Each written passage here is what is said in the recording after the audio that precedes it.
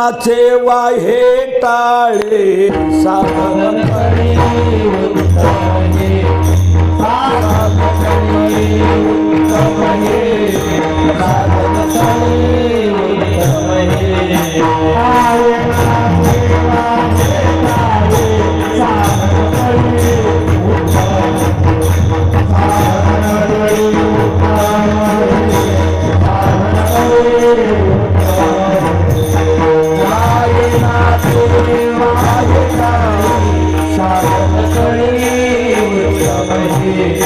साधन करी उत्तमने साधन करी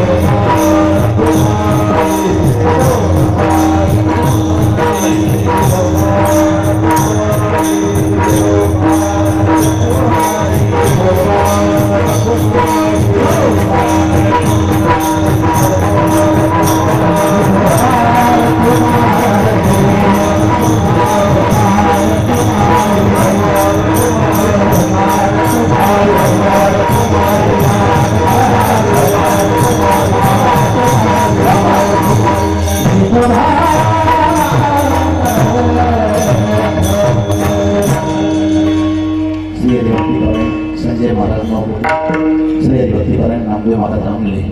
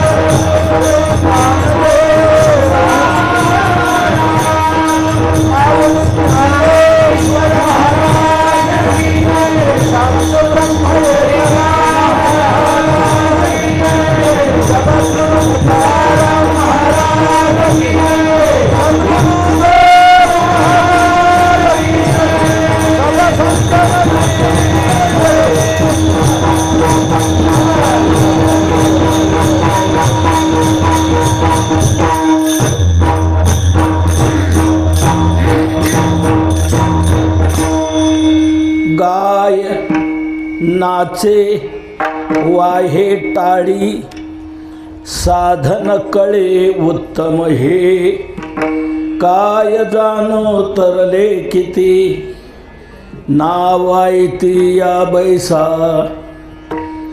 सायासाचे नाही काम घेता नाम विठोबाचे काय जाणो तरले किती नावायती या बैसा तुका म्हणे निर्वाणीचे तुका म्हणे निर्वाणीचे शस्त्र साचे हे एक काय जाणो तरले किती नावायती या बैसा विठ्ठला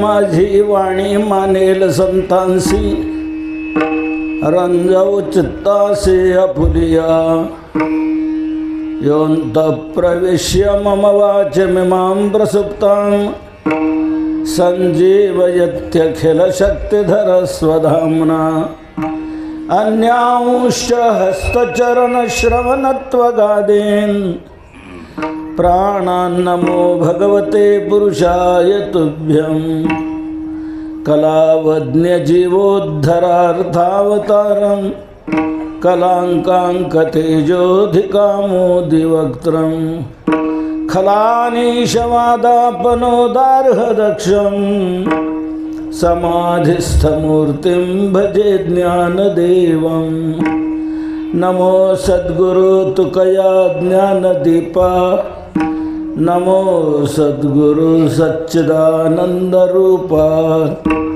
नमो सद्गुरु भक्त कल्याण मूर्ति नमो सद्गुरु भास्करा पूर्णकीर्ते संपाद्य ज्ञानैच विधाय भक्तिं विलोकितो येन समाधिराजः वैराग्यवन्तं सुविचारयुक्तं नमामि जोगं शिरसा गुरुं तम्। आत्मारूप गणेश स्मरण सकळ विद्यांचे अधिकरण तेची वंदू श्रीचरण श्री गुरूंचे ते नमस्कारुनी आता। गायनाचे वाहे ठाळी साधन कळी उत्तम हे काय जाणो तरले किती नावायती या बैसा। प्रस्तुत सेवेकरता घेतलेला अभंग हा देहूचे सुप्रसिद्ध साधू संत हृदय सम्राट विश्ववंद्य विश्वसंत विश्वभूषण जगद्गुरु तुकोबाराय यांचा आहे। या अभंगातून जगद्गुरु तुकोबाराय नामचिंतन या साधनाची सुलभता आणि सफलता दाखवून श्रेष्ठता गात आहेत। आपल्या नामसप्ताहाचा आज प्रारंभ आहे आणि प्रारंभ असल्यामुळे तो नामचिंतनाने करावा अशी एक आपल्या वारकरी संप्रदायाची प्रणाली आहे। आरंभी आवडी आदरे आले नाम तेने सकळ सिद्धी जगी झाले पूर्ण काम। नामचिंतनाने कार्याचा प्रारंभ करावा म्हणजे ते कार्य सिद्धीला जातं, सफलतेला प्राप्त होतं। सकळ मंगळनिधी श्री विठ्ठलाचे नाम आधी, म्हणून नामचिंतनाने प्रारंभ करावा या दृष्टीने नाम महात्म्य सांगणारा अभंग आज मी आपल्या पहिल्या दिवशी सेवेकरता घेतलेला आहे। तुकोबाराय या अभंगातून सर्व जनतेला सर्व जीवांना नामचिंतन या साधनाची सुलभता आणि सफलता सांगतायत। का सांगतात म्हणाल तर ते सांगण्याकरता आले होते म्हणून सांगतात। जो जे कार्य करण्याकरता आलेला असतो त्याने ते कार्य करणं कोणी चुकीचं म्हणू शकत नाही ना। अहो लक्षात घ्या, एखादा शिक्षक बदलून आपल्या या विभागात आला, तो नियमितपणे शाळेत जाऊ लागला, विद्यार्थ्यांना शिकवूही लागला। स्थानिक काही मंडळी त्या शिक्षकाबाबत काय चर्चा करू लागली, का हो हे नवीन बदलून आलेले शिक्षक खुशाल रोज शाळेत जातात आणि शिकवतात। मग मला सांगा त्याचं ते चुकीचं आहे काय? त्याने काही इथे येऊन पत्ते पिसत बसावं का? अहो तो शिकवण्याकरताच इथे आलेला आहे। त्याचं शिकवणं जसं कोणी गैर म्हणू शकत नाही तसं तुकोबाराय भूतलावर अवतीर्ण झाले ते जगाला सन्मार्ग दाखवण्याकरता। जीव रस्ता चुकलेले आहेत, आड रानातून धावत आहेत, म्हणून अशा आड रानातून धावणाऱ्या जीवांना सन्मार्ग दाखवण्याकरता आम्ही या ठिकाणी आलो अशी तुकोबारांची स्पष्ट भाषा।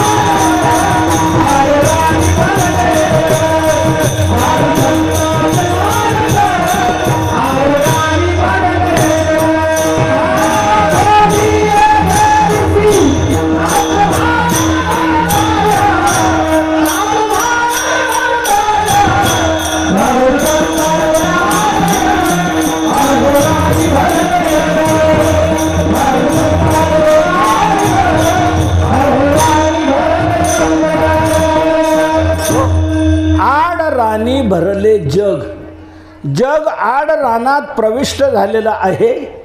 योग्य रस्ता त्यांना कळत नाही, तो रस्ता दाखवण्याकरता आम्ही आलो याच कारणाकरता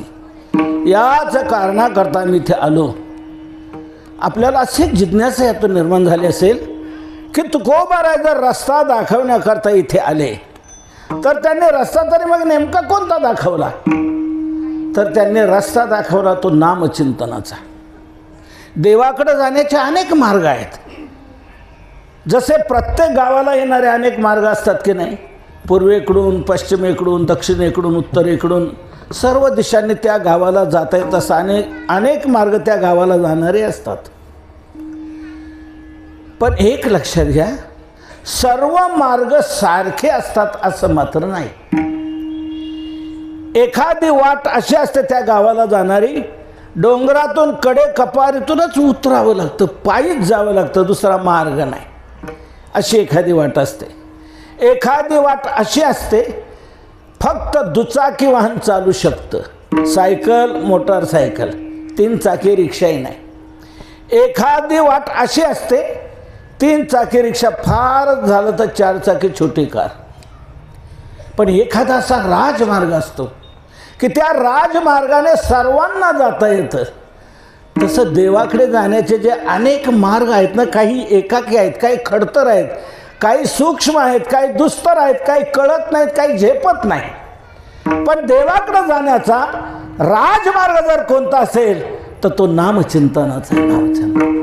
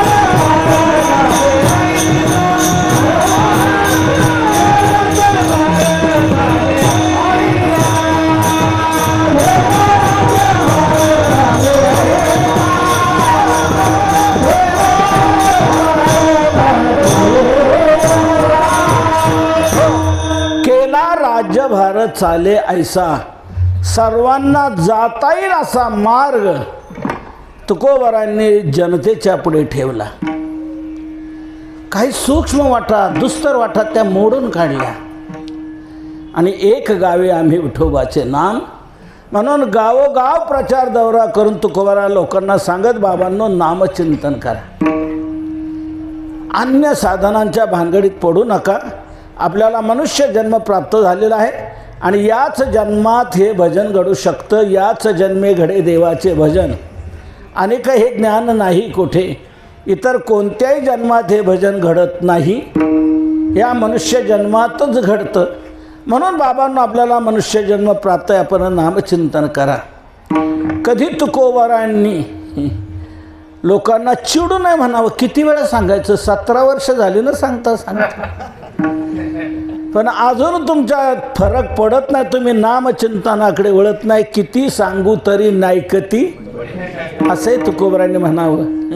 तर कधी तुकोबारांनी विचार करावा, आपण रागावलो पण रागवण्यातून काही फरक दिसत नाही. काही वेळेला माणसं रागवण्याचा अर्थ गैर करतात. महाराजांनी कीर्तनात असं बोलावं का, आणि आमच्याकडे तोंड धरून मग तुम्ही असं म्हणता तर तसं जा, असंही नाव पडलंय तसंही नाव पडलंय. रागवण्यातून आपली दुरुस्ती व्हावी म्हणून हे रागवलेले आहेत, आपलं भलं व्हावं म्हणून हे रागवलेले आहेत, आपलं चुकतंय म्हणून हे रागावले आहेत असा अर्थ काढत नाहीत. उलट महाराजांनी असं बोलावं का म्हणतात. रागवण्यातून हे फरक पडत नाही. आता काय करावं, तुकोबाराने एक शेवटी मार्ग दिसला. किती मनुष्य हेखेखोर असला, कोणाचं न मानणारा असला, दुराग्रही असला, तरी असाही मनुष्य वळण घेऊ शकतो, आपलं मानू शकतो, ऐकू शकतो. त्याला एकच शेवटचा प्रभावी मार्ग आहे, तो म्हणजे जाऊन त्याचे पाय का धरले.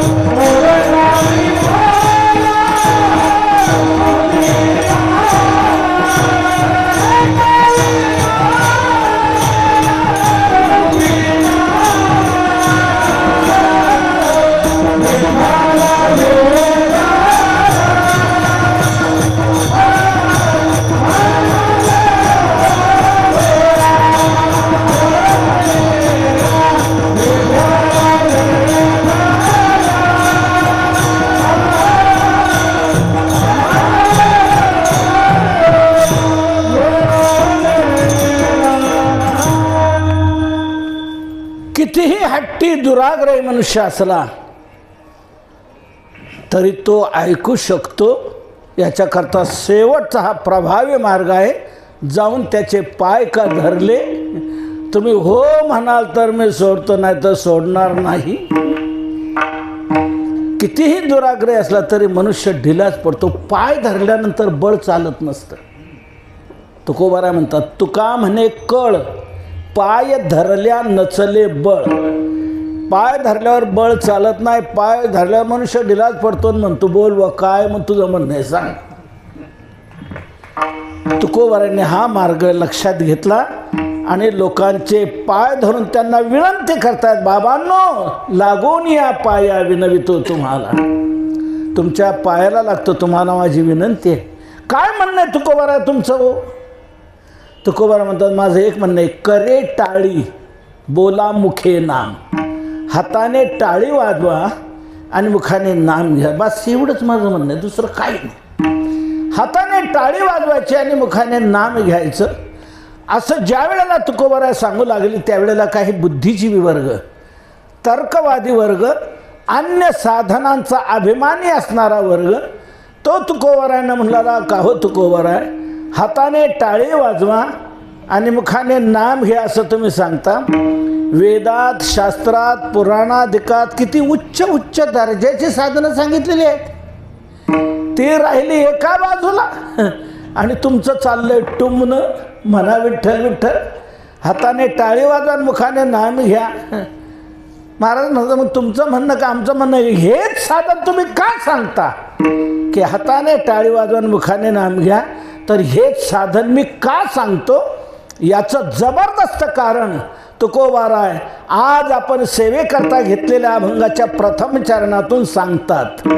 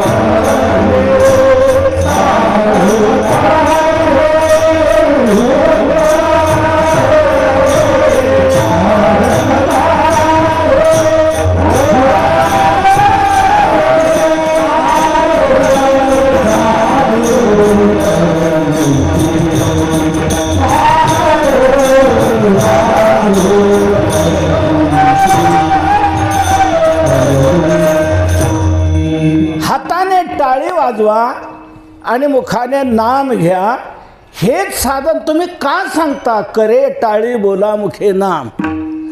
तर हाताने टाळी वाजवून मुखाने नाम घे का सांगतो सांगू?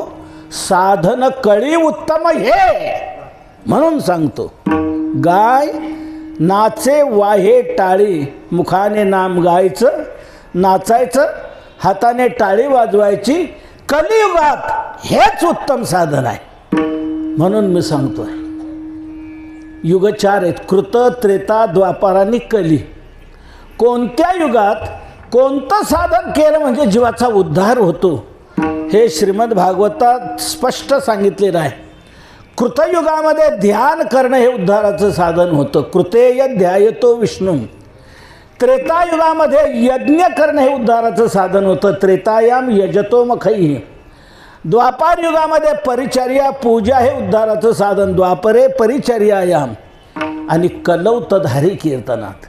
कलियुगात हरी कीर्तन नामसंकीर्तन हे उद्धाराचं प्रभावी असं साधन आहे. ध्यायन कृते यजन यज्ञैस्त्रेतायाम द्वापरेर्चयन यदाप्नोति तदाप्नोति कलौ संकीर्त्य केशवम. कलियुगात नामचिंतन हेच उद्धाराचं प्रभावी साधन आहे. अन्य साधनं ते पूर्वी चालत होती कृतयुगात, त्रेतायुगात, द्वापारयुगात. आता कलियुग सुरू झालेला आहे. कलियुगात त्या साधनांचा उपयोग होऊ शकत नाही. का? त्या सर्व साधनांना कलियुगात झालाय टीबी.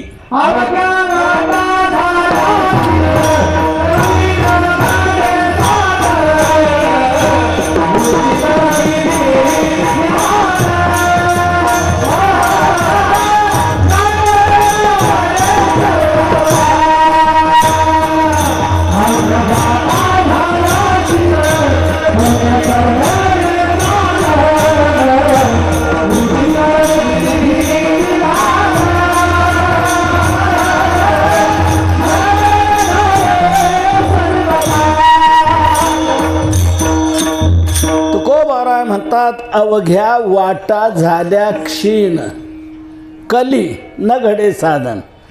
सर्व वाटा या कलियुगात क्षीण झालेल्या आहेत. म्हणून मी म्हणणं त्यांना झालाय टीबी, क्षयरोग झालाय, त्या क्षीण झाल्या. कली न घडे साधन. कलियुगात त्यांचं साधन घडू शकत नाही. का? त्याची 2-3 कारणं तुकोबारायांनी सांगितली. उचित विधी विधान न कळे न घडे सर्वथा. पहिलं त्यातलं उचित विधी विधान न कळे. पहिलं त्यातलं योग्य विधान कळत नाही. कळलं तरी त्याप्रमाणे न घडे, आणि घडलं तरी सर्वथा न घडे. उचित विधी विधान न कळे न घडे सर्वथा भक्तिपंथ बहुसोपा. म्हणून अन्य वाटा अन्य साधनं कलियुगात क्षीण झालेले आहेत. कलीवर मात करण्याची कुवत क्षमता त्या साधनात नाही. आणि कलीवर मात करणारं सक्षम साधन, प्रभावी साधन जर कोणतं असेल तर ते नामचिंतन आहे. अन्य साधनं ही आता काल बाह्य झाली. कृत त्रेता द्वापार युगात त्या साधनांचं चालू शकत होतं, नाही असं नाही.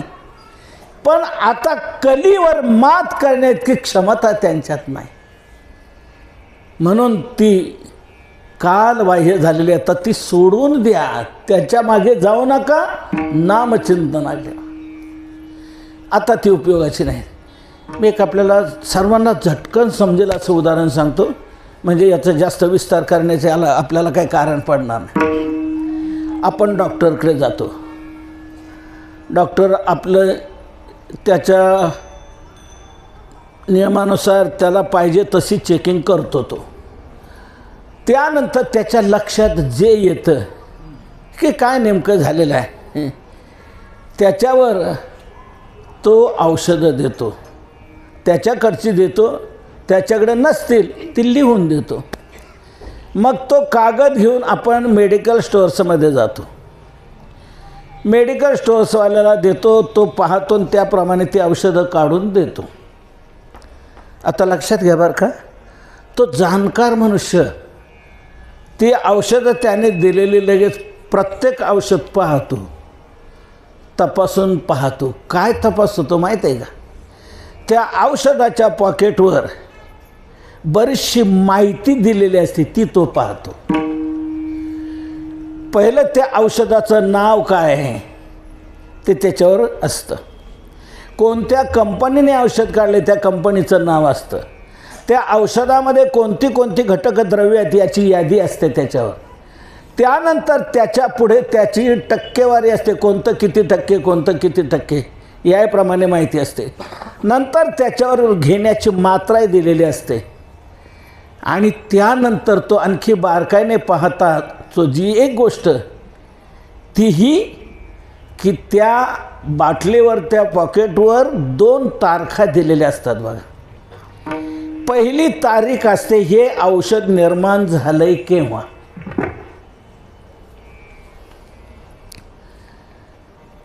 नोव्हेंबर 2022 उत्पादनाची तारीख. आणि पुन्हा दुसरी खाली तारीख असते ती कोणती. मला ते इंग्रजी कळत नाही. इंग्रज निघून गेल्यावर मी जन्माला आलोय. दुसरी तारीख असते या औषधाची क्षमता कुठपर्यंत.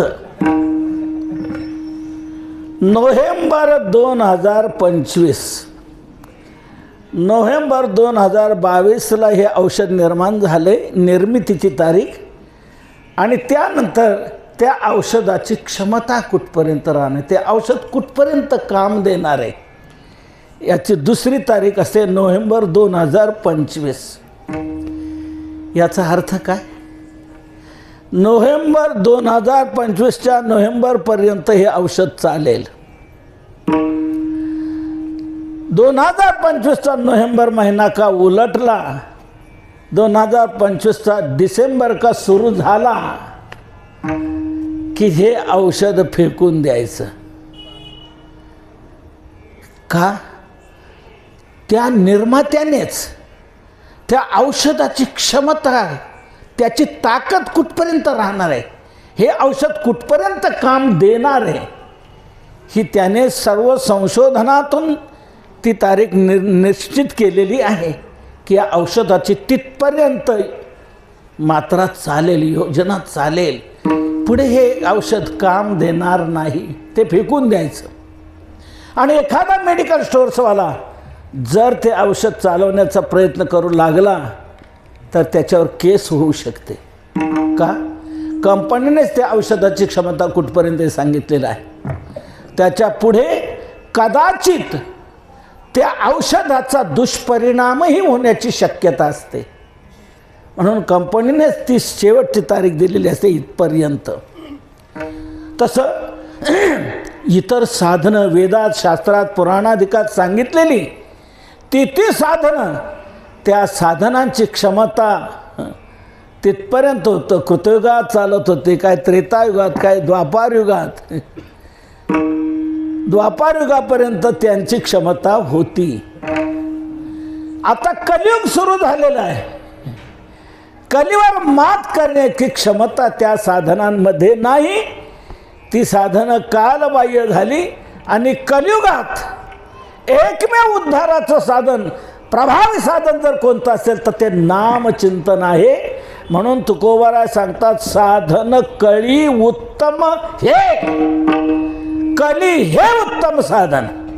कलियुगात हेच उत्तम साधन आहे. मुखाने नाम गायचं, नाचायचं, हाताने टाळे वाजवायचे. म्हणून संतांनी त्या सर्व साधनाला बाजूला केलं आणि नामचिंतन हे साधन हातात घेतलं. रामकृष्ण गीत गात गात, टाळ चिपड्या वाजवीत वाजवीत, आपल्या छंदात नाचत नाचत रामकृष्ण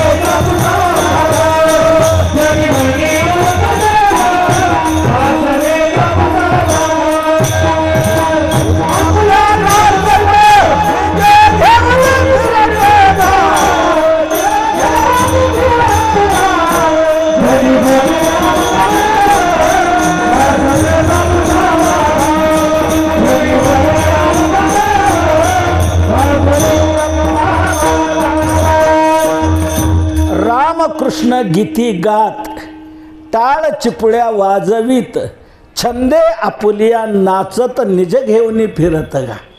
म्हणून संतांनी हेच साधन हातात घेतलं. गीती गात टाळ चिपळ्या वाजवित छंदे आपल्या नाचत गाये नाचे वाहे टाळे.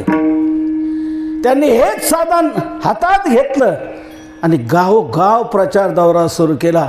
तुकोबारा म्हणतात साधारणच नाही, आम्ही या साधनाचा डांगोरच पिटणार, पिटू भक्तीचा डांगोर. म्हणून मुखाने नाम गायचं, नाचायचं, हाताने टाळे वाजवायचे. हे साधन त्यांनी आपल्याला सांगितलं. सोपे वर्मा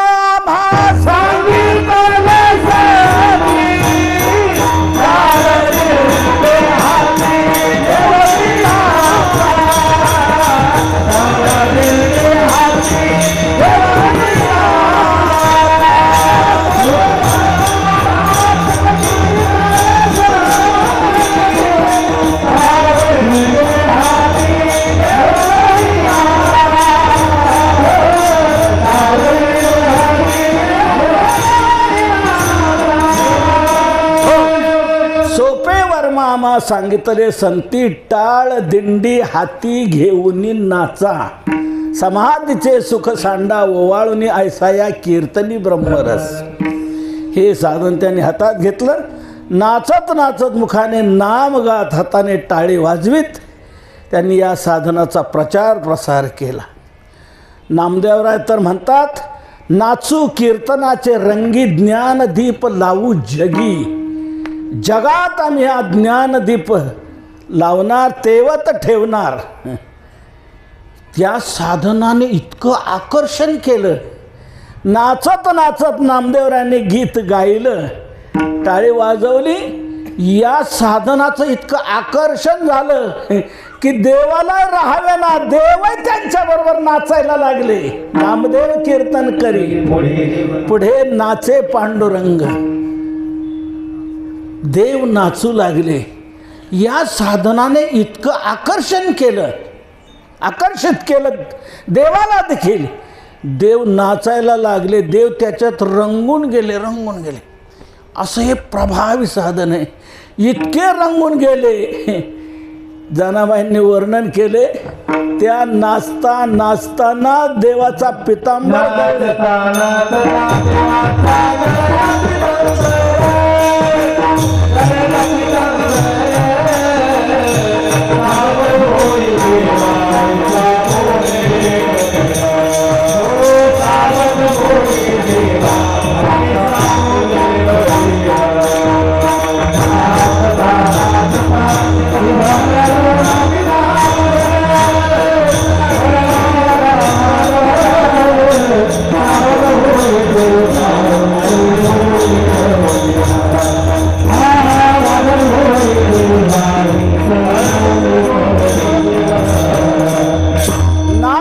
नाचता देवाचा गळला पितांबर. सावध होई देवायसे बोले गभीर. भगवान इतके रंगून गेले.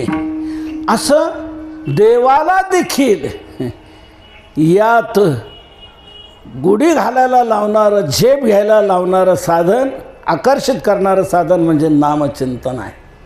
साधन कळी उत्तम हे कलियुगात हे उत्तम साधन आहे. कलियुगात मात करणारं आणि देवाला आकर्षित करणार, देवाला खेचून आणणार. इतर साधनाच्या मागे देव जात नाही. योग्यांच्या ध्यानातही जात नाही. तर योगियांचे ध्यानी ध्याता नातोडसे. योगियांच्या ध्याना नये. इतर साधना करणाऱ्यांकडे भगवान लक्षच देत नाही. पण नामचिंतन या साधनाकडे भगवान इतका आकर्षित होतो, वेडा होतो, वेडा होतो, बोलून जातो. आणि नाम जिथे चाललंय तिथे उडी घालतो. हाके सरची उडी घालून या स्तंभ फोडी, ऐसी कृपावंत कोण माझे विठाई वाचे. तुका म्हणे याला कीर्तनाची गोडी, प्रेमे घाली उडी नामासाठी. भगवान तिथे उडी घालतो. भगवंताला खेचून आणणारं साधन नामचिंतन आहे. आणि कलीवर अशी मात करणार आहेत की कलीने काही करू द्या, किती कलीने किती आपला जोर लावू द्या, कितीही पाप घडवू द्या, कली पाप घडवणार आहे फार. म्हणून तुकोबरांनी कलियुगाला म्हणजे पापाचा ओतीव पुतळा म्हटले. ओतीव पुतळा आहे. कली पापाची मूर्ती, पण त्याचंही छेदन करणारं प्रभावी साधन नाम खड्ग घेऊ हाती. कलीवर मात करणारं सक्षम साधन नामचिंतन आहे, प्रभावी शस्त्र आहे. कलीने किती पाप घडवू द्या, ते घालवण्याचं सामर्थ्य फक्त नामचिंतनात आहे. कितीही डोंगराई एवढं जरी पाप असलं तरी जळती डोंगर दोषांचे, जळती दोषांचे डोंगर शुद्ध होती नारीना. हरि उच्चारणी अनंत पाप राशी जातील लयासी क्षणमाती. कितीही पाप असू द्या, याच जन्माचं काय, जळतील पापे जन्मांतरे. जन्म जन्मांतरातलं जरी पाप असलं तरी ते जळून भस्मात सात होईल अशी नामाची शक्ती आहे. जळतील म्हटले जळतील, पळतील म्हटलं नाही. जळतील म्हटलं यात फार वैशिष्ट्य आहे. कोणी म्हणाल पळतील आणि जळतील काय फरक केला? अहो पळाली तरी गेली, जळाली तरी गेलीच ना. नाही, मोठा फरक आहे. पळालेली परत येऊ शकतात, पण जळालेली परत येत नसतात. पळून गेलेली परत, पळून जाणारी रंगू चार चौघांनी समजून घातल्यानंतर परत नांदायला येऊ शकते. अगं रंगू, असं रंग करणं बरं नाही. आपलं घराणं काय, हे घराणं काय, कसा संबंध जोडून आलेला आहे. तुझं भाग्य चांगलं, तुला ही काय दुर्बुद्धी सुचते, असं तू का वागते, असं तू का करते, काय कमतरता आहे का सांग.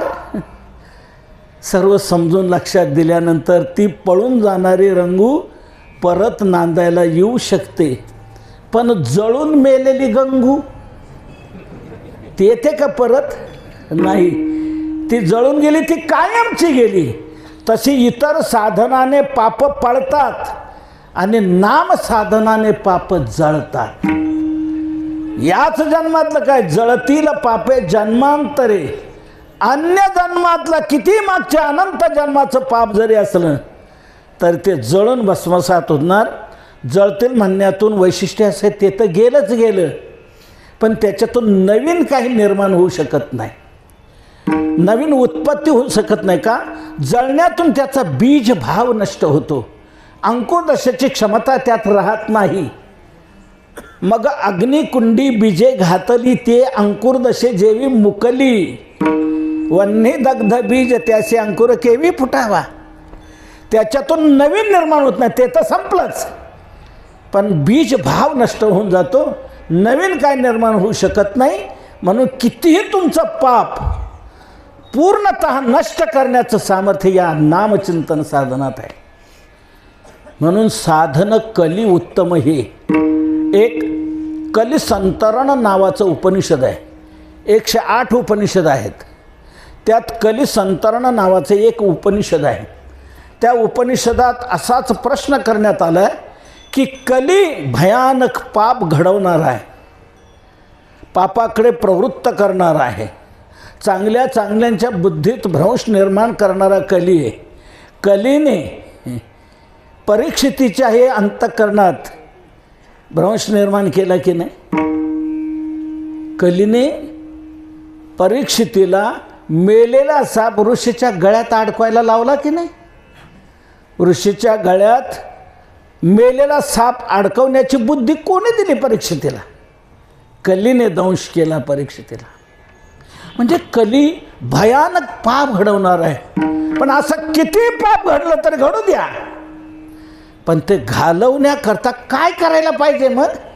तर त्या उपनिषदात हाच मार्ग सांगितलेला आहे. कलीतून चांगल्या प्रकारे तरुण जाण्याकरता एक करा. काय?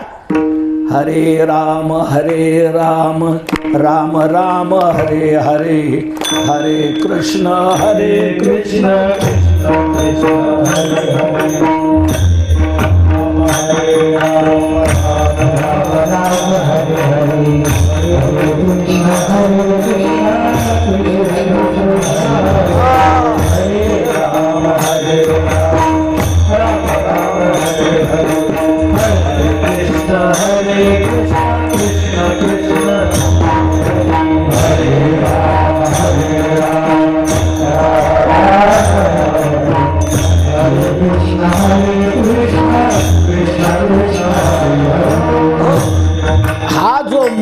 आपण प्रवचनाच्या आरंभी म्हणतो, हा मंत्र त्या कलिसंतरण नावाच्या उपनिषदातील कलीतून चांगल्या प्रकारे तरुण जाण्याकरता काय करावं याकरता सांगितलेला हा मंत्र आहे. त्या उपनिषदात कलिसंतरण नावाच्या उपनिषदामध्ये कलीतून चांगल्या प्रकारे तुम्हाला तरुण जाता येईल याकरता हे प्रभावी साधन आहे. हरे राम राम राम हरे हरे, हरे कृष्ण कृष्ण कृष्ण हरे हरे. याच मंत्राचं संक्षिप्त स्वरूप म्हणजे आपला रामकृष्ण हरी हा मंत्र आहे. या मंत्रामध्ये राम कृष्ण आणि हरी या 3 नावाशिवाय दुसरं काय आहे? ही 3च नावं आहेत ना.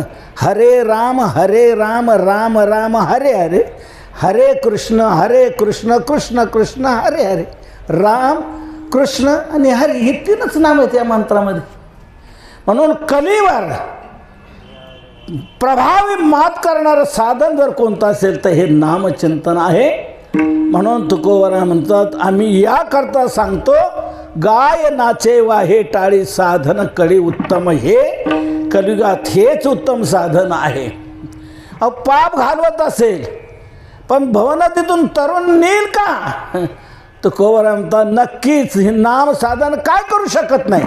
काय नाही होय केले एका चिंतिता विठ्ठल, काय होऊ शकणार नाही.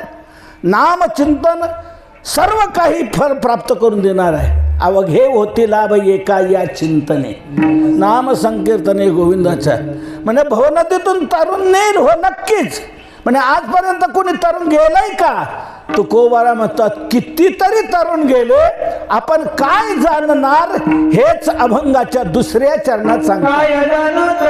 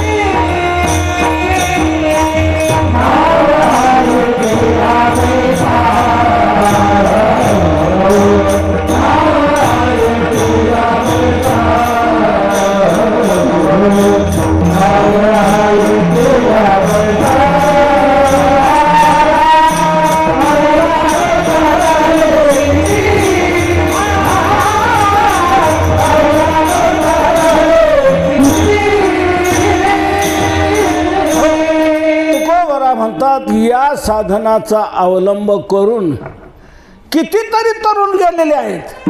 आपण काय जाणणार? काय जाणो तरले किती, किती तरले काय जाणो, काय जाणणार? किती तरले नामेची तारिले कोट्याने कोटी, ऐसे अनंत अपार नामे तरले चराचर. तरले तरती हा भरवसा नामधारकाचा ठसा, तरले तरतीला आणि काही विश्वासी, नामे तरला नाही कोण ऐसा द्यावा निवडून. कितीतरी तरुण गेले, आपण काय जाणू शकणार आहे? मग जाणण्याच्या भानगडीत पडायचंच नाही. करायचं काय?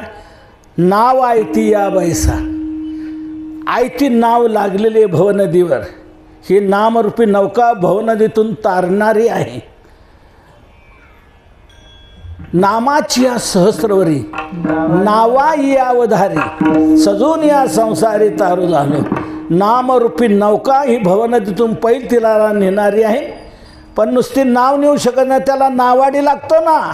भगवान म्हणतात, मग मी काय काम करतो? मी रिकामाच आहे ना. जो नामरूपी नौकेमध्ये बसतो त्याला पैलतीराला नेण्यासाठी मी स्वतः नावाडी बनतो. सजून या संसारी तारू झालो. भगवान म्हणतात त्याच्याकरता मी स्वतः नावाडी बनतो. पण नावाडी आला की उतराई आली गोपाळपूर गोपाळपूर 15 रुपये 15 रुपये. त्या नावाड्याला उतराई द्यायला पाहिजे ना. तुकोबराय म्हणतात नाही हा फुकटाचा नावाडी आहे. विठ्ठल नावाडा फुकाचा आळविल्यासाठी वाचा. फुकटाचा हा नावाडी. भवसागर तरता कारे करीत असा चिंता पहिलं उभा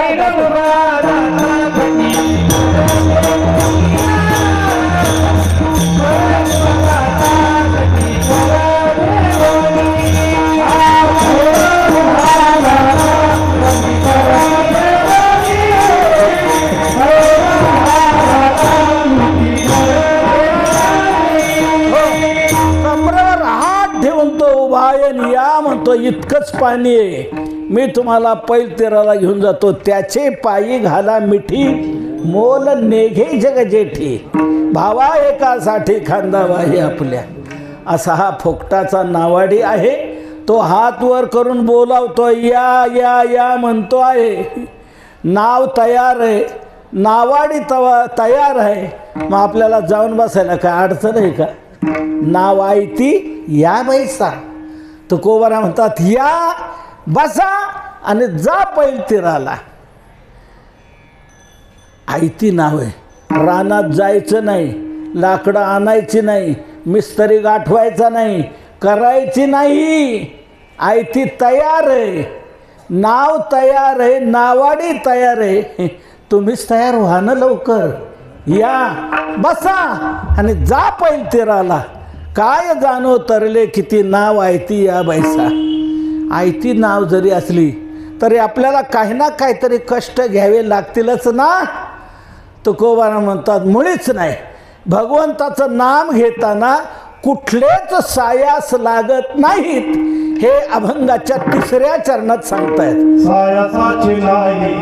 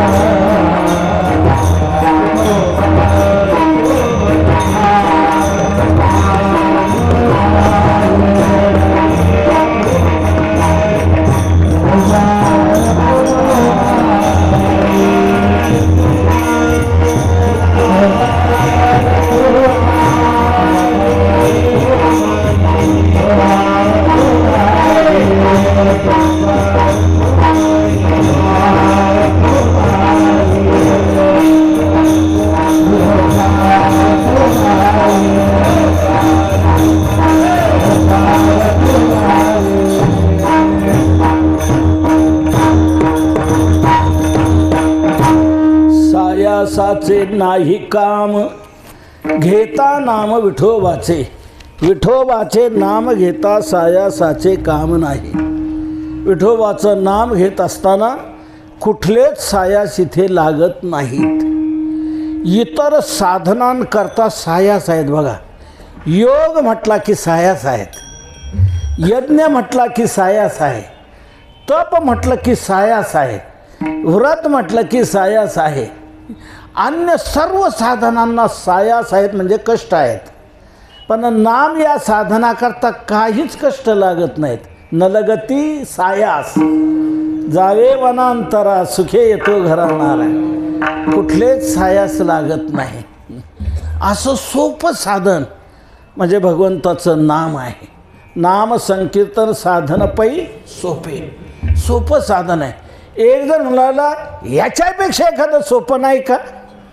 तुकोबरा म्हणतात अरे सगळ्यापेक्षा हेच सोपं आहे.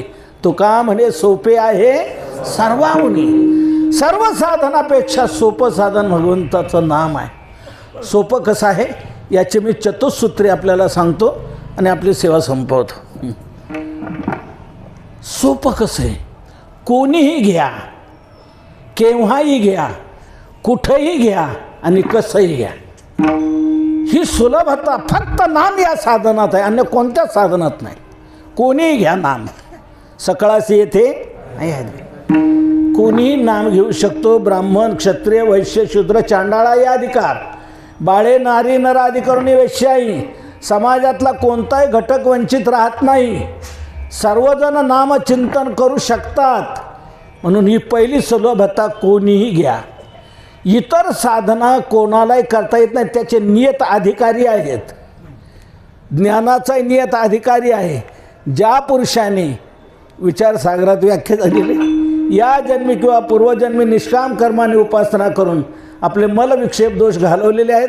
राहिलेलं स्वस्वरूपाचं आवरण घालवण्याकरता जो साधन चतुष्टय संपन्न आहे तो ज्ञानाचा अधिकारी. साधन चतुष्टय म्हणजे विवेक, वैराग्य, समाधी, षटका आणि मुमुक्षुता. ह्या साधन चतुष्टयाने जो संपन्न आहे तो ज्ञानाचा अधिकारी आहे. पण नामचिंतनाकरता सर्वच अधिकारी आहेत.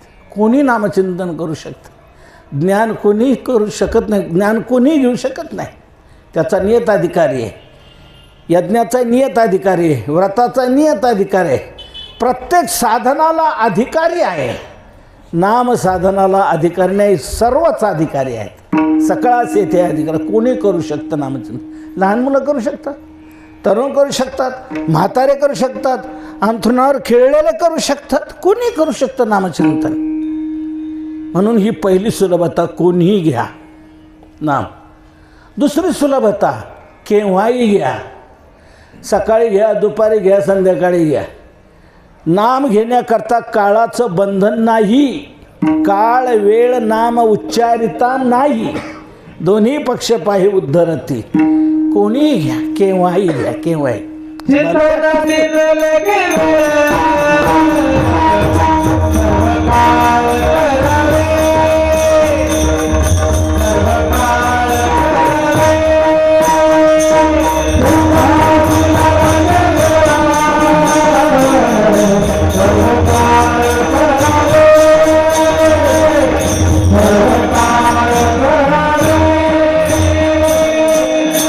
चिंतनासी नलगे वेळ सर्व काळ करावे. केव्हाही तुम्ही नामचिंतन करू शकता.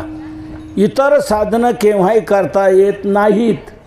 त्यांना काळाचं बंधन आहे, वेळेचं बंधन आहे. आईने कळवलं बाळू तुझ्या वडिलांचं श्राद्ध गुरुवारी आहे, तू बुधवारी मुक्कामी ये.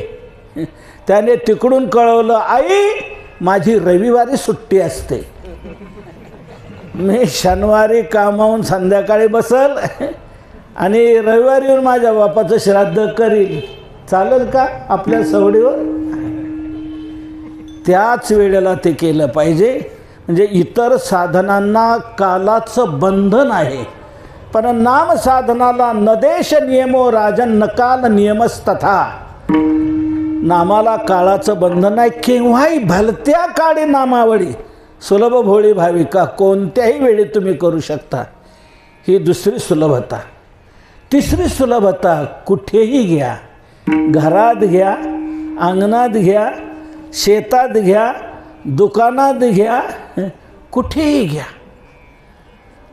नामाचे चिंतन प्रगट पसारा, असाल ते करा जेथे तेथे.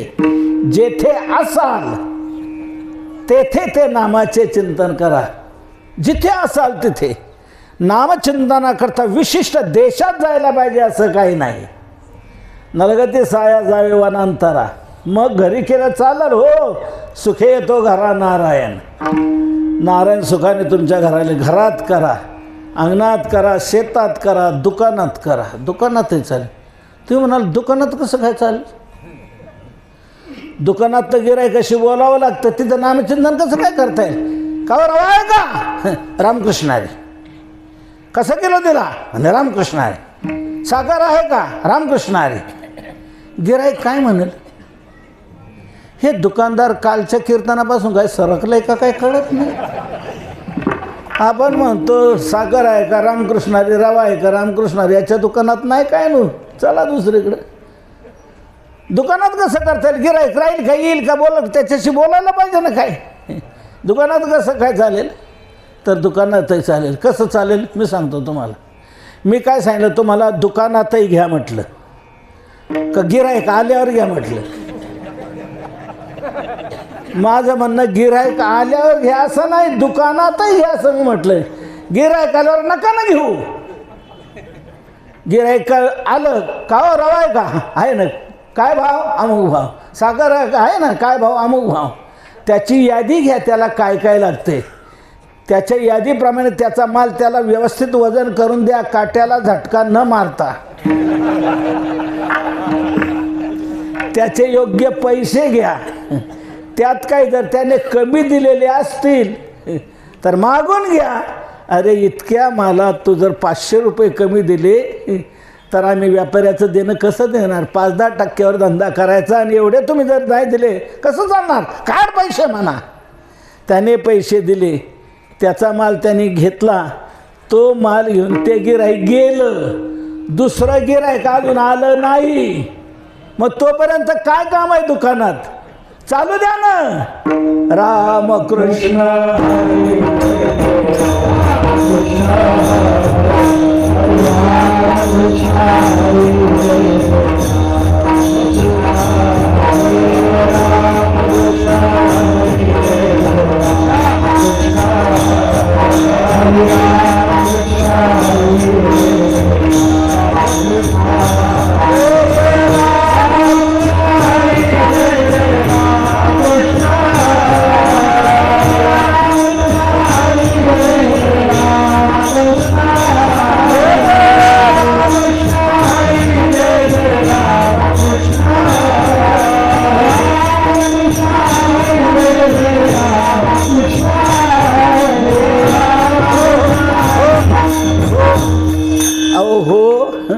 दुसरं गिऱ्हाईक आलंय. बंद करा. त्याला विचारा तुला काय पाहिजे सांग. 4 आवर्तनं जरी झाली पुष्कळ झाली. गिऱ्हाईक आलं का गिऱ्हाईक, आणि गिऱ्हाईक केलं का रामकृष्ण. कामामध्ये काम, काय हे म्हणा राम राम. जाईल भवश्रम, सुख होईल दुःखाचे. जमल की नाही? दुकानातही, घरातही जमेल, अंगणात जमेल, शेतात जमेल, दुकानात जमेल, ग्रामपंचायतमध्ये जमेल, नगरपंचायतमध्ये जमेल, नगरपालिकेमध्ये जमेल, पंचायत समितीत जमेल, आता जिल्हा परिषदेत जमेल, विधानसभेत जमेल, लोकसभेत जमेल. जिथं असाल तुम्ही तुमच्या कर्तव्याच्या दृष्टीने, जिथं तुम्हाला राहावं लागत असेल, जिथे जावं लागत असेल, तो आपल्या वाट्याला आलेला व्यवसाय करा. ते कर्तव्य पार पाडा. आणि ते कर्तव्य करता करता जितकी संधी सापडेल तितकं नामचिंतन करता येऊ शकतं. म्हणून कुठेही करा, कोणीही करा, केव्हाही करा, आणि कुठेही करा. कुठेही चालू शकतं. असाल ते करा, जेथे तेथे. म्हणून ही तिसरी सुलभता. आणि चौथी सुलभता, कसंही घ्या नाम. कसंही घ्या म्हणजे राम म्हणा, नाही राम म्हणता आलं तर लांब म्हणा. लांब लांब बोबडा असेल तर लांब म्हणेल, र नाही येणार. नाहीतर मरा म्हणा, मरा म्हटलं तरी चालेल. आता मरा हे काय नाम आहे का? नाही. पण राम म्हणण्याच्या उद्देशाने तो मरा म्हणतो आहे. कोण?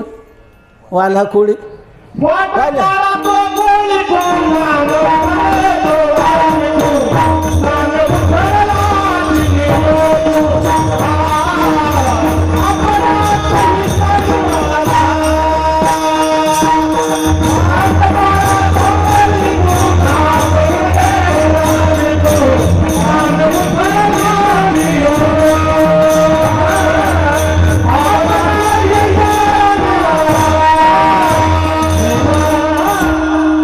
नसल्यामुळे त्याच्या मुखात राम येईना.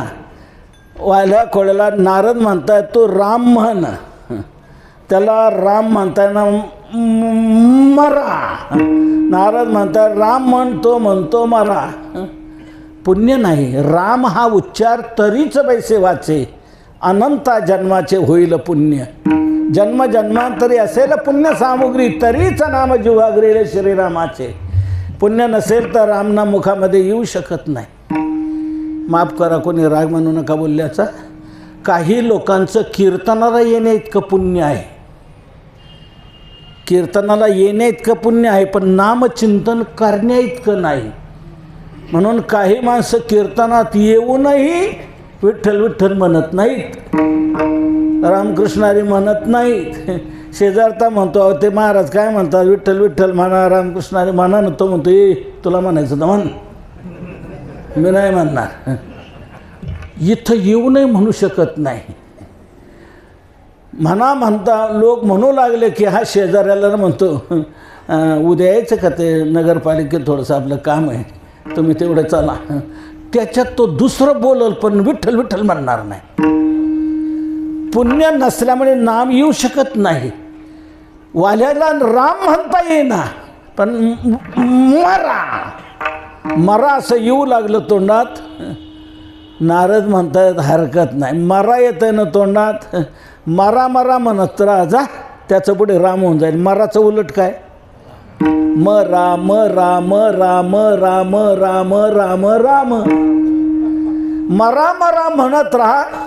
अध्यात्म रामायणात म्हटले मरे ती जप सर्वदा, मरा इति सर्वदा जप. मरा येतं ना तुझ्या तोंडात, हरकत नाही. मरा मरा मरा मरा मरा मरा मरा असं सारखं जोडून म्हणत राहा, त्याचं राम होऊन जाईल. मारा मारा येही मंतर उनके अंतर भेदा, वाल्हा था तो वाल्मिक हुआ जब भेटी भई नारदा. नारदाची भेट झाल्यावर मारा मारा असं म्हणत राहिलेला वाल्या, त्याचं पाप सगळं गेलं. वाल्याचा वाल्मिक ऋषी झाला, जगातला आद्य कवी झाला. आणि त्याने जसं रामायण लिहिलं तसं रामाला वागावं लागलं, इतका निर्दोष बनला. कसंही घ्या, ही चौथी सुलभता. राम नाही म्हणता आलं, मरा म्हणा चालेल. विठ्ठल विठ्ठल म्हणा नाही आलं, इठल इठल म्हणा. पुल्लिंगाचं स्त्रीलिंग झालं तरी हरकत नाही. विठाई किठाई माझे कृष्णाई कान्हाई, येईल तैसा बोल रामकृष्ण. नाही तयाविन भुकेला विठ्ठल, येईल तैसा बोल राम. नये जरी तुझं मधुर उत्तर, दिधला सुस्वर नाही देवे. नाही तयाविन भुकेला विठ्ठल, येईल तैसा बोल रामकृष्ण. जसं म्हणता येईल तसं म्हणा. चुकीचं झालं तरी हरकत नाही.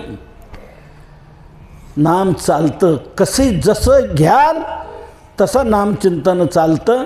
म्हणून इतकी सुलभता कोणत्याच साधनात नाही. कोणी घ्या, केव्हाही घ्या, कुठे घ्या, कसंही घ्या. शेतातही आपल्याला घेता येईल, नांगर धरतानाही घेता येईल की नाही. कोणी म्हणेल धरणाऱ्याला घेता येईल, पण हाकणाऱ्याला नाही ना घेता येणार. हाकणाऱ्याला बैलांची नावं घ्यावी लागतात, बैलांना शिव्या द्याव्या लागतात. कसं काय नाम घ्यायचं तिथे? माणसं बैलांना शिव्या का देतात तेच मला कळत नाही. बरं ठीक आहे, सवय लागली द्या, सवय लागली शिव्या द्या, चकचक म्हणा, सोड मारा, चालू द्या तुमचं. पण मला एक सांगा, आपल्याला बैलाचा राग कधी येतो, चीड कधी येते बैलाची? तास सोडल्यावर आहे ना. तास बैलाने सोडून चालू लागला की फटा पडतो, नांगरट व्यवस्थित होत नाही, त्यावेळेला आपल्याला चीड येते, मग आपण शिव्या देतो बैलाला सोड मारतो. तास सोडल्यावर आपल्याला चीड येते, हरकत नाही. तास सोडल्यावर तुम्हाला चीड येऊ द्या, राग येऊ द्या, त्याला शिव्या द्या, फटका मारा, पण तो फटका मारल्यानंतर तासातून चालू लागला. तुम्ही तासातून चालायला काय हरकत आहे का? सांगा ना.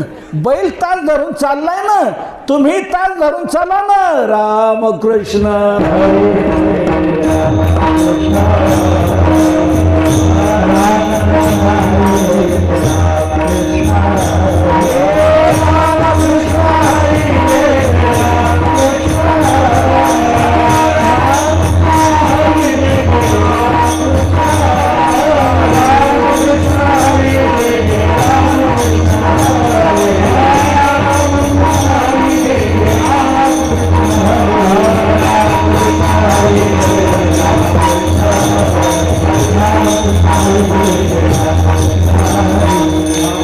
बैल तास धरून चाललाय, आपणही तास धरून चाला ना. जीवनात, मनुष्य जन्मात हेच आपल्या उपयोगी येणारं साधन आहे, प्रभावी साधन आहे, फलदायी साधन आहे.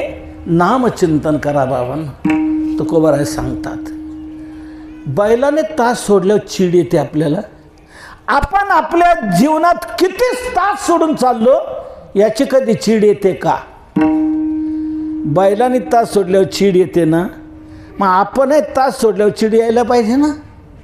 आपण आपल्या जीवनात किती तास सोडून चाललो याची कधी चीड येते का? मला सांगा. दारू पिणं तास धरून चालणं आहे का? चालणं नाही ना, मग का पितात लोक? मांसाहार करणं तास धरून चालणं आहे का? आईवडिलांना शिव्या देणं तास धरून चालणं आहे का? कोणाचा विश्वासघात करणं तास धरून चालणं आहे का? कोणाची हत्या करणं तास धरून चालणं आहे का? आपण जीवनात किती तास सोडून चालतो याची का चीड येत नाही? माणसाने अयोग्य वर्तन करूच नाही, जीवनात वाईट काही करूच नाही आणि चांगलं केल्याशिवाय राहू नये. वाईट करण्याची लाज वाटावी, चांगलं करण्याची लाज वाटू नये. काय आपण जीवनात करतो हे लक्षात घेतलं पाहिजे. हे मनुष्य जीवन क्षणभंगूर आहे, कधी जाईल सांगता येत नाही. पडवून जाईल कलेवर विठ्ठल उच्चारी पासा. जितकी संधी दिली दिलाया काळे अवकाश, नाही पावले आयुष्या नाश. कार्याकारण उरले शेष गेले ते भुस जाऊ परते. जेवढी संधी दिली तितकी ती संधी त्याचं सोनं आपण केलं पाहिजे, नामचिंतन केलं पाहिजे. जशी संधी मिळेल तसं करा. कोणालाही केव्हाही कुठेही कसंही करता येतं. माता भगिनी मला सांगा, तुम्हाला काय काम आहे? तुम्हाला 2 कामं आहेत मुख्य. तुमची 2 कामं, चूल आणि मूल. हे 2 कामं मुख्य आहेत तुम्हाला. चूल म्हणजे स्वयंपाक करणं आणि आम्हा कुटुंबातील सर्व लोकांना आपल्याला खाऊ घालणं, हे मुख्य काम तुमचं. आणि तसं दुसरं काम ते झाल्यानंतर मुलाचं आंगडं धुणं, आंघोळ घालणं, कपडे त्याला घालणं, रडत रडत शाळेत नेऊन पोचवणं. ही काही कामं अशी करायला लागतात. ही 2 मुख्य कामं आहेत. त्यातूनही उरला वेळ तर शेतात जायचं, खुरपू लागायचं, काही जे असेल ते. म्हणजे मुख्य कामं हे आहेत, चूल आणि मूल. हे करता करता आपल्याला नामचिंतन करता येईल की नाही? मला सांगा. स्वयंपाक करताना हाताला काम आहे, तोंडाला अजिबात काम नाही. स्वयंपाक करताना हाताला काम आहे तांदूळ निवडायचं, हाताला काम आहे कुकर लावायचं, हाताला काम आहे भाजी चिरायचं, हाताला काम आहे कणिक तिंबायचं, हाताला काम आहे भाजी कापायचं, पोळ्या लाटायच्या, भाजायच्या. सर्व कामं हाताला आहेत, तोंडाला अजिबात काम नाही. हाताने काम करत राहून तोंडाने रामकृष्ण हरी म्हणा.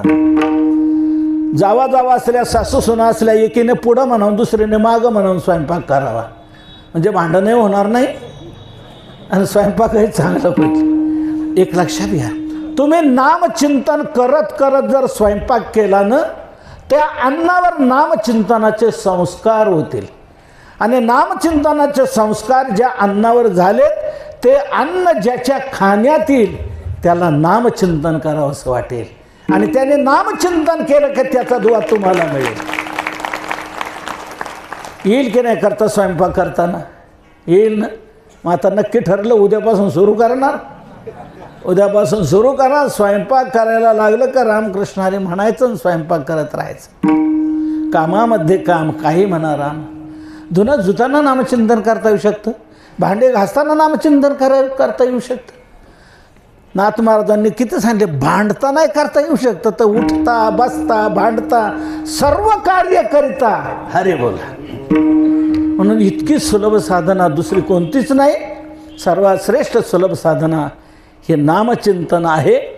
म्हणून याला कुठलेही सायास लागत नाही. ही साधना कोणी तुम्ही करू शकता, केव्हाही करू शकता, कुठेही करू शकता, कशी करू शकता. म्हणून सायासाचे नाही काम घेता नाम विठोबाचे, काय जाण उतरले किती नाव आहे ती या बैसा. महाराज याच्यापेक्षा एखादं श्रेष्ठ साधन नाही का? तुकोबारा म्हणतात याच्यापेक्षा श्रेष्ठ. अरे सर्वात श्रेष्ठ निर्वाणीचं अंतिम समयाचं प्रभावी असं साधन जर कोणतं असेल तर ते एक भगवंताचं नाम, हेच एक शस्त्र आहे. हेच तुकोबारा अभंगाच्या शेवटच्या चरणात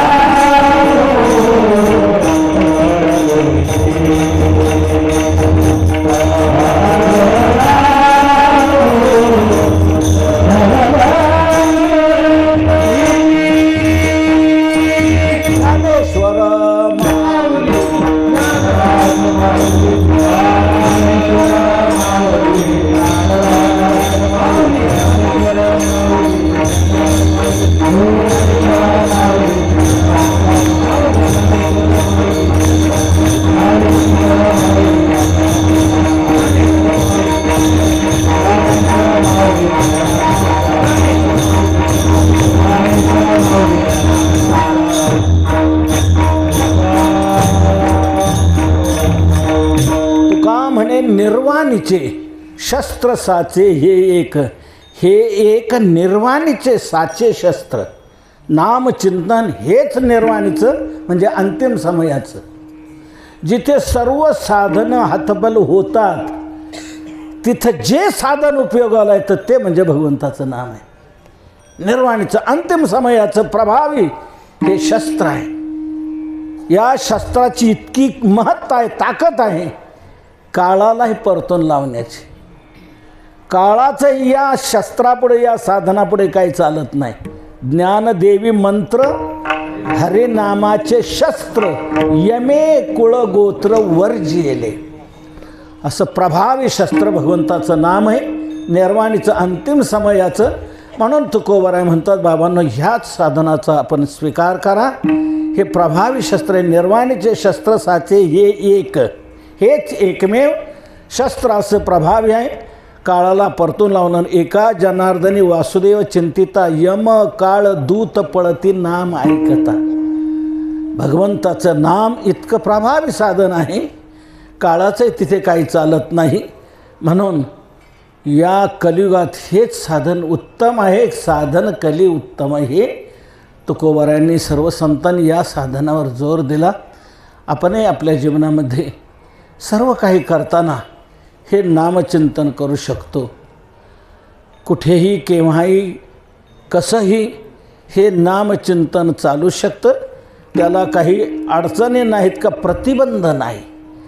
असं प्रभावी साधन नामचिंतन आहे. कोणी म्हणेल अहो काय तुमचं चाललं आहे टुमणं, आम्हाला अजिबात सवड नाही, मरायला फुरसत नाही, तुम्ही म्हणता हे नामचिंतन.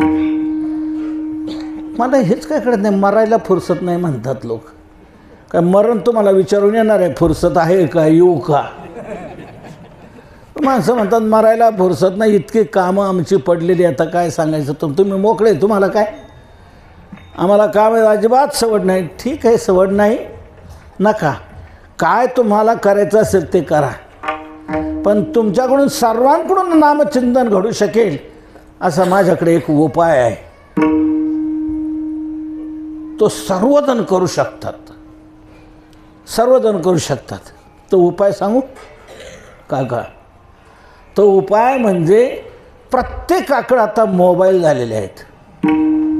लहान मुलापासून म्हाताऱ्यापर्यंत सर्वांजवळ मोबाईल आहेत, आहे की नाही? आणि आपल्याला कोणाचा तरी मोबाईल येतो, त्यावेळेला आपण उचलतो आणि काय म्हणतो, हॅलो म्हणतो की नाही? तर माझं एक म्हणणं आहे, आजपासून एक सुधारणा करा, हॅलो असं म्हणायचं नाही. उचलला की रामकृष्ण हरी म्हणायचं, हॅलो म्हणायचं नाही. हॅलो ऐवजी रामकृष्ण म्हणाल का हरकत आहे? हॅलो तर म्हणता ना, त्याला तर वेळ आहे ना, त्याला तर सवड आहे ना, फुरसत आहे ना. मग हॅलो म्हणतात त्याच्या ऐवजी रामकृष्ण हरी म्हणायचं. उचलताना रामकृष्ण हरी आणि ठेवताना रामकृष्ण हरी, आहे की नाही? वेळ हा दिवसातून 200-300 तरी होतील की नाही?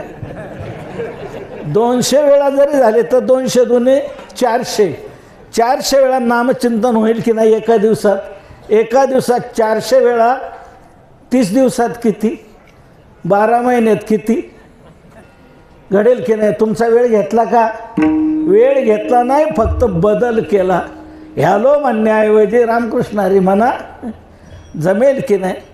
तेव्हा अशी ही साधना सुलभ आहे, आपल्याला सर्व कार्य करताना करता येऊ शकते. आणि या साधनेचं साफल्य मोठं आहे.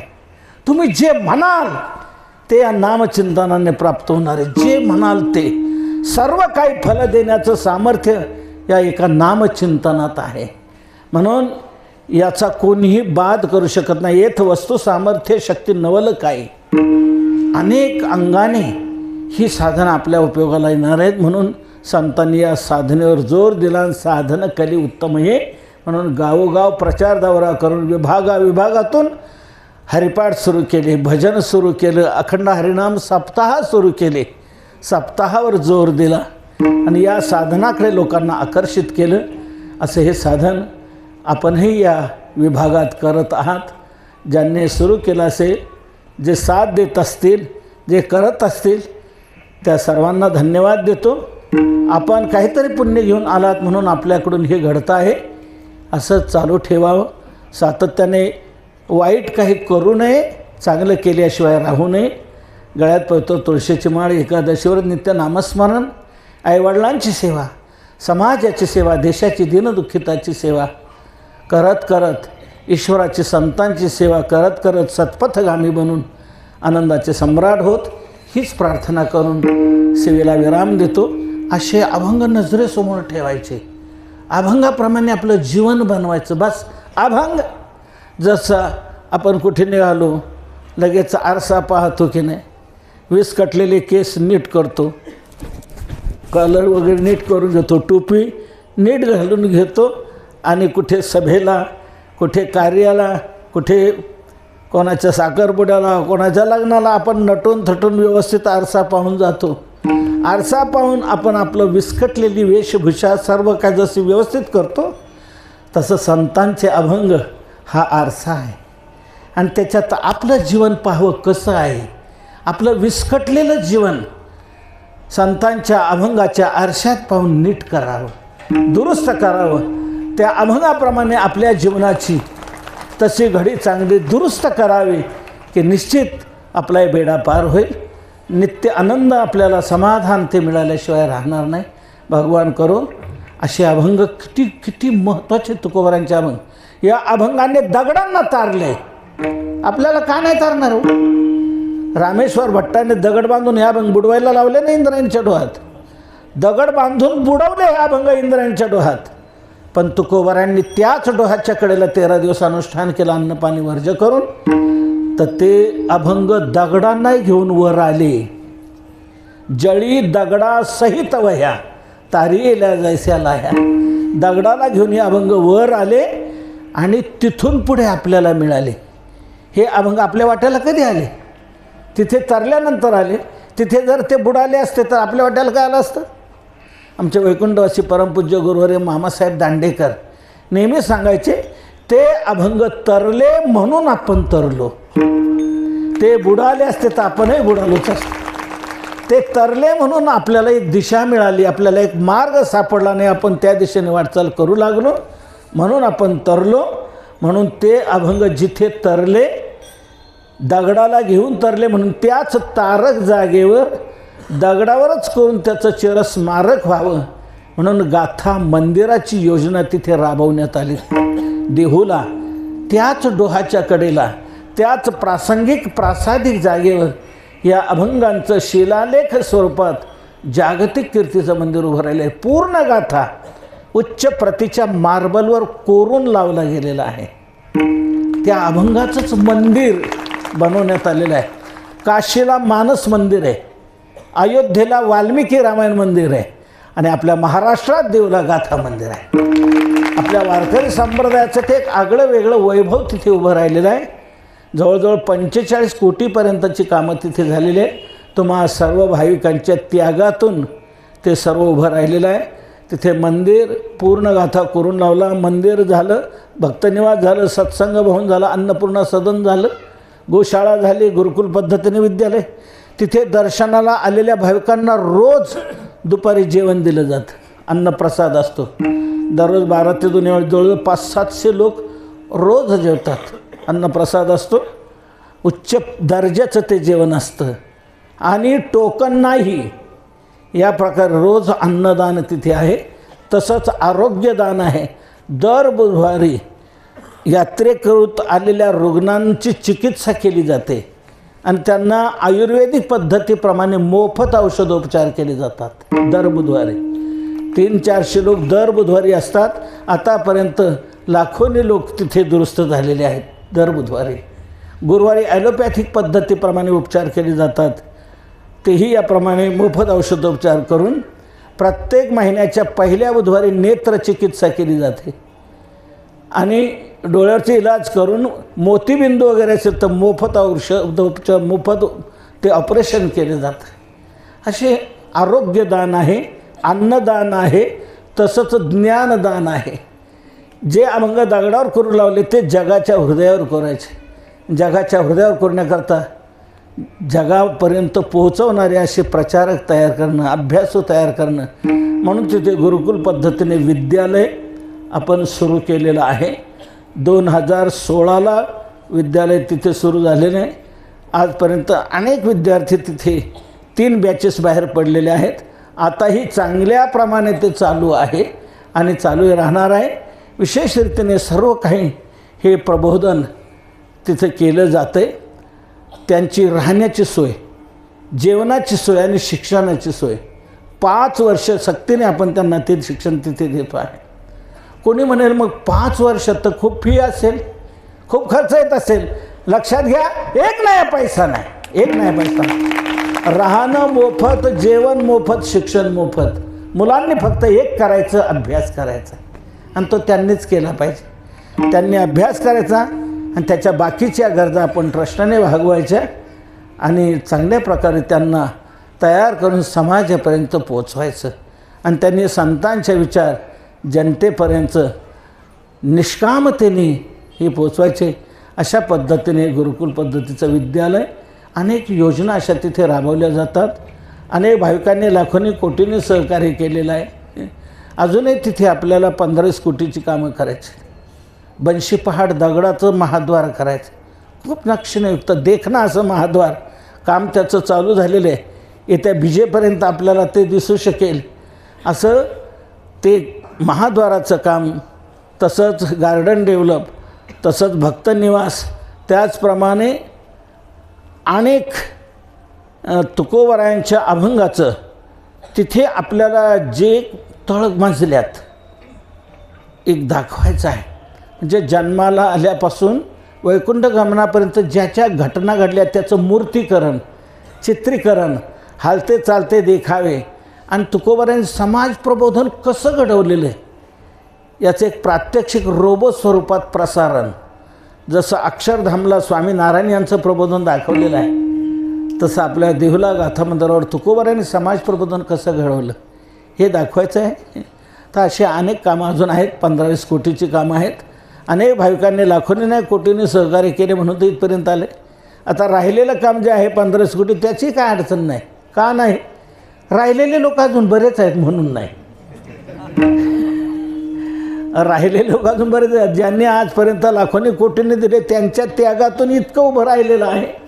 आता राहिलेल्या लोकांनी एकाच वाक्यात सांगतो, ज्यांना तुकोबारांपासून आपल्याला काही मिळाले असं वाटत असेल, तुकोबारांच्या अभंगाचे आपल्यावर काही उपकार आहेत अशी जाणीव ज्यांना धक्का देत असेल, त्यांनी आत्मीयता म्हणून, कृतज्ञता म्हणून या तुकोबारांच्या कार्यात सहभागी व्हावं.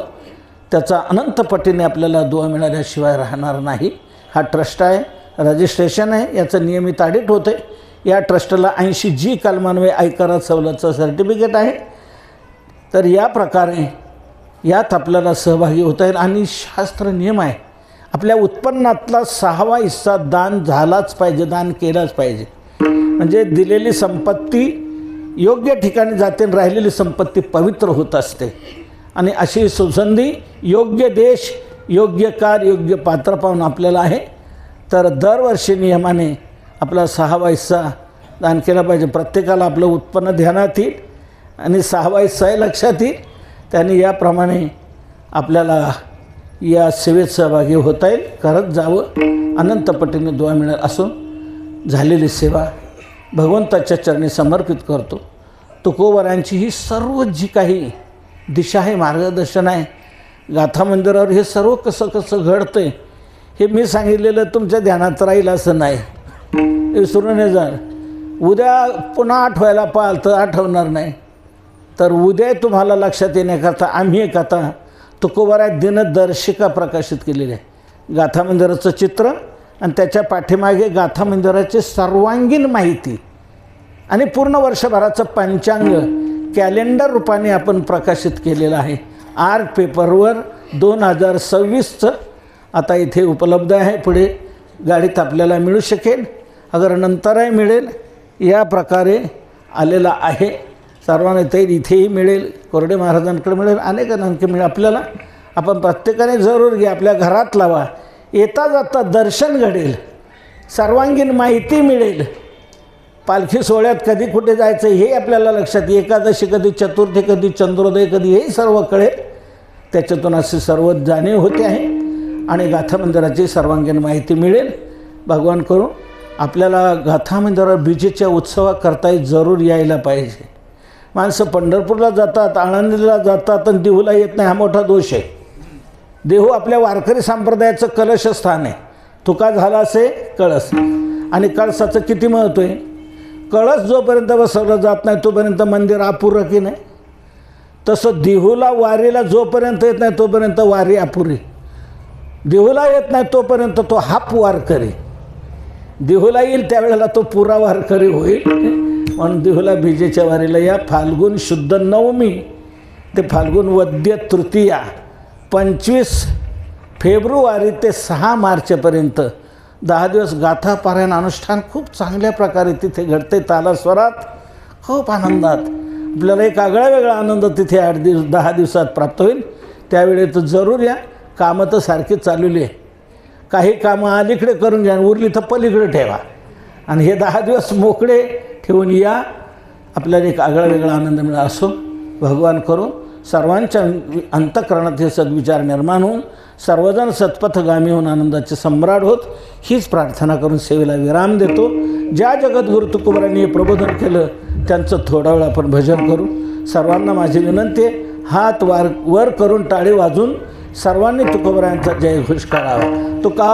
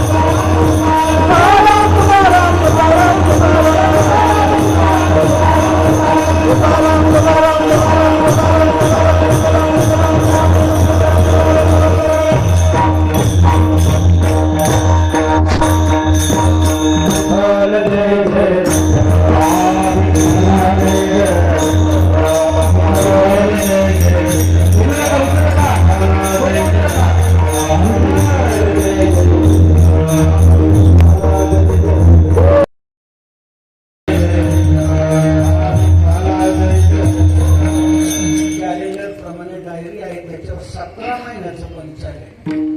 घरात कॅलेंडर आहे, खिशात बाहेर डायरी आहे की 17 महिने त्याचा आपल्याला दैनंदिन जीवनात उपयोग होऊ शकेल. असं